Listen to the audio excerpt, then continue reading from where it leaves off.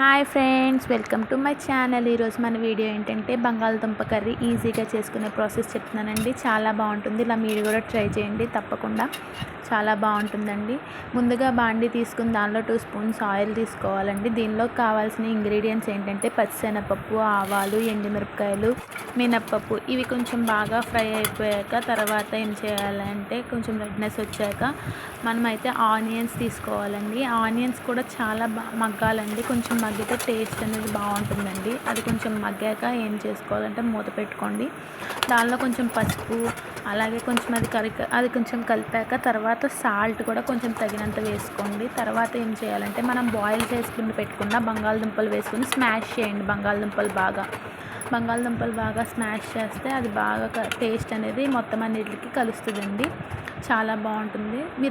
నేనైతే నిమ్మకాయ యాడ్ చేస్తున్నానండి. మీరు కావాలంటే యాడ్ చేసుకోవచ్చు, లేదంటే లేదు. నిమ్మకాయ కూడా వేసుకుంటే పుల్లగా బాగుంటుంది, కారంగా.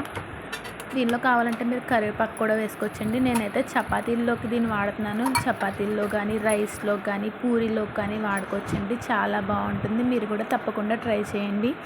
చాలా టేస్టీగా ఉంటుందంటే. Thank you for watching.